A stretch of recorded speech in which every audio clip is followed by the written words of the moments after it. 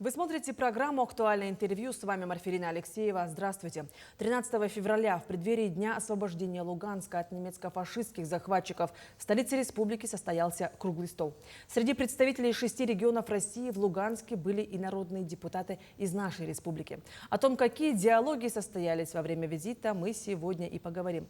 Наш гость в студии Александр Подголов, заместитель председателя Государственного собрания Илтумен Республики Саха, председатель постоянного комитета по делам военнослужащих, ветеранов боевых действий, вопросам патриотического воспитания и общественных организаций. Александр Григорьевич, здравствуйте. Здравствуйте.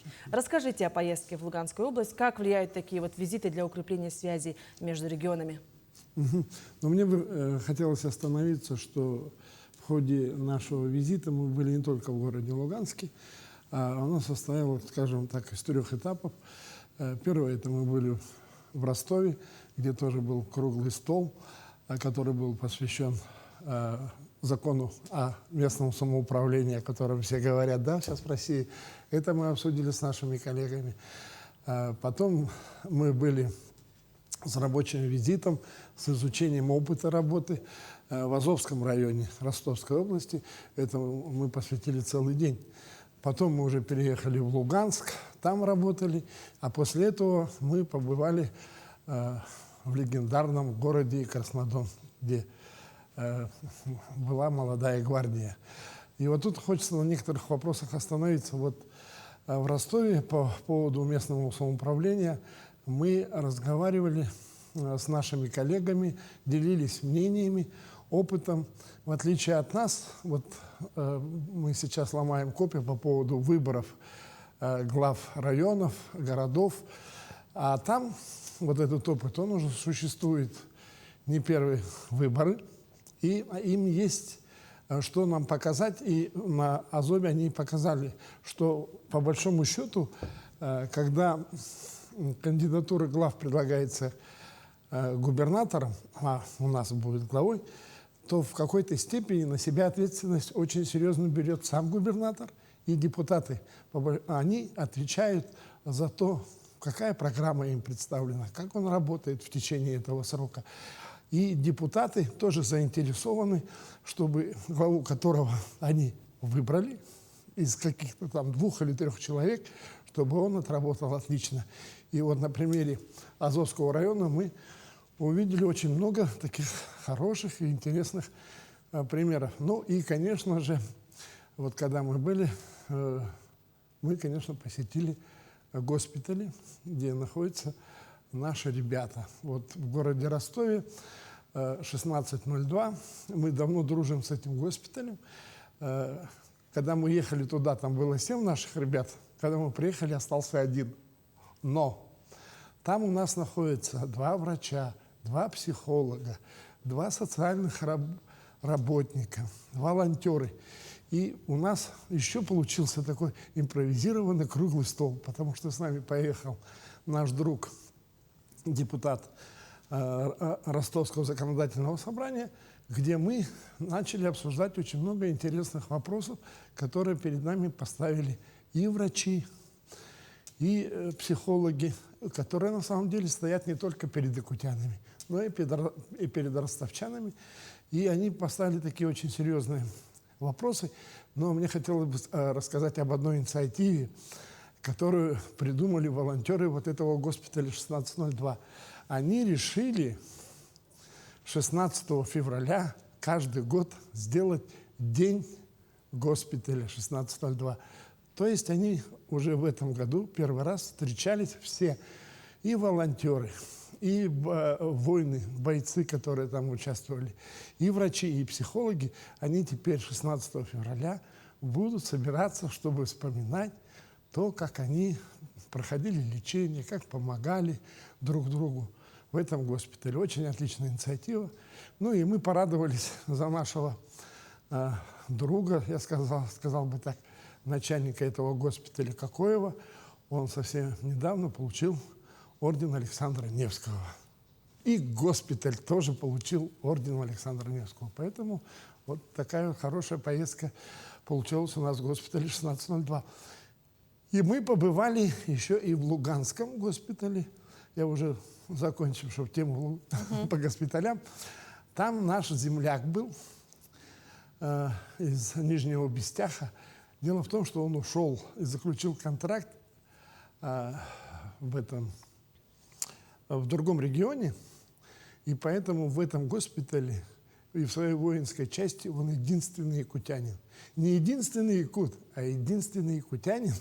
И в Луганском вот этом госпитале он был единственный представитель из Якутии. И мы посчитали необходимым его навестить, поговорить, передать, естественно, гуманитарную помощь, ну, которую мы передали и всем нашим и волонтерам, и ребятам, которые приедут, наши деликатесы в госпиталь.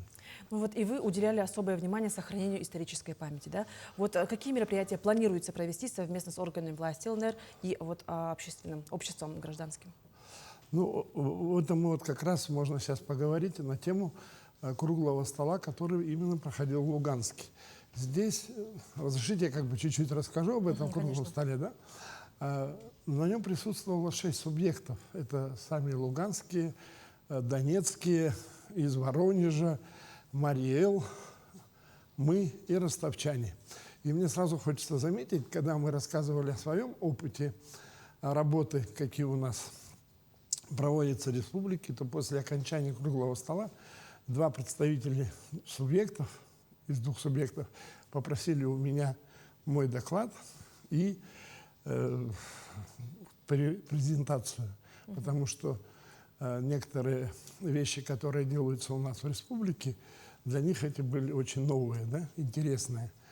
И вот с луганчанами, которыми мы вместе все обсуждали, конечно же, у нас возникает очень интересный вопрос, я уже говорил, это пропаганда подвига, я хотел бы, может быть, позже остановиться, подвига молодогвардейцев Краснодона, где мы побывали, об этом обязательно говорить. И продолжать вот эту связь с луганскими, те практики, которые у них проходят, тем более там как бы находится наша база наших ребят Болтур, с которыми мы тоже встречались, и мы очень заинтересованы именно в совместной работе с луганскими, и интересна их сама работа, потому что у луганчан очень опыт такой большущий, это по сохранению памяти Великой Отечественной войны. Мы же вот там попали как раз освобождение Луганска. Потом мы попали, в следующий день поехали в Краснодон, и там был день как раз освобождения Краснодона. И поэтому у нас планов громадье, и хотелось бы, конечно, их увеличивать, и хотелось бы, мы и дальше будем сотрудничать, пока у нас такие очень интересные задумки. Ну вот, конечно, как мы уже начали немножко намекать, говорить, одним из главных итогов визита стало, конечно, подписание соглашения о сотрудничестве между Якутией и ЛНР. Что конкретно предусматривает соглашение? Вот интересно. Ну, вот это соглашение мы уже не первое подписываем. Мы подписывали соглашение, я не буду говорить со всеми субъектами, а именно с новыми субъектами. У нас был подписан первый договор, это с Крымом, потом с Донецкой Народной Республикой, и вот в этом году мы подписали с Луганской Народной Республикой. До того, как подписать, наш комитет, вот, который я возглавляю, мы выезжали специально в Луганскую Народную Республику для того, чтобы обсудить эту тему. А вообще, нужно ли нам соглашение подписывать, да? Ну так, грубо. И самое конкретное, это для того, чтобы работать совместно над совершенствованием федерального законодательства.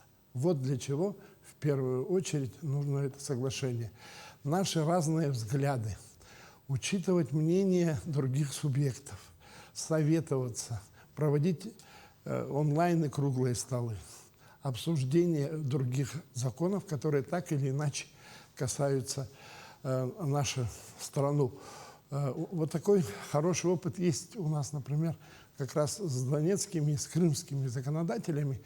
В прошлом году мы же инициировали федеральный закон о патриотизме. Именно мы и нас поддержали донецкие и крымские.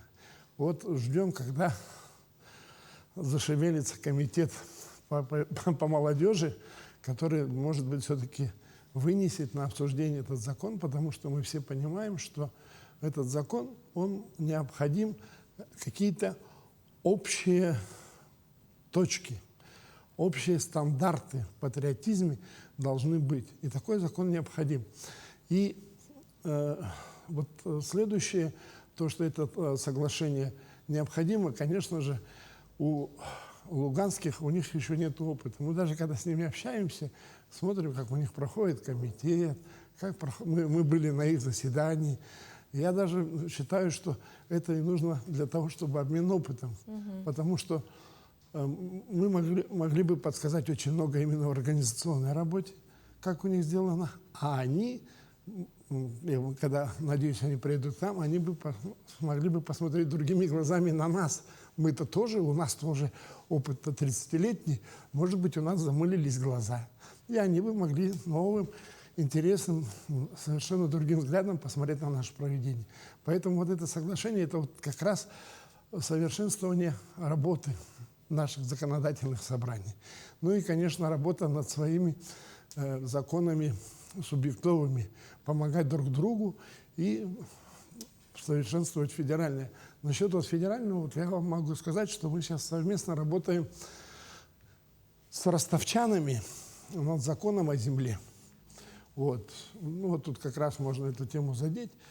Она у нас очень серьезно стоит. Да? Вот наши ребята, которые возвращаются, и они хотят земля. Вот ко мне приходит парень и говорит: зачем мне земля в Анабарском районе? Зачем мне земля на берегу Северного Ледовитого океана? Вопрос Маршинца: баба, нужна такая земля? Что он там будет делать? Правильно? И поэтому он говорит: дайте мне в Якутске, давайте выполните обещание государства дать землю. Ну а как мы ему дадим, если в Якутске мы ему дать не можем? Или женщина, погиб муж, и она с детьми решает уехать в другой субъект. Ну вот. Угу. И у нее тоже проблема. Ей не нужна земля в Якутске. Вот тут мы решаем вместе, потому что, наверное, нужен какой-то общий федеральный сертификат. Но это как пример. Да, действительно, это очень актуально, мне кажется, всегда, во все времена. Ну что ж, Александр Григорьевич, очень быстро пролетели наши 13 минут. Спасибо, что вы уделили время и ответили на наши вопросы. Вам спасибо. Вы смотрели программу «Актуальное интервью». До встречи в эфире.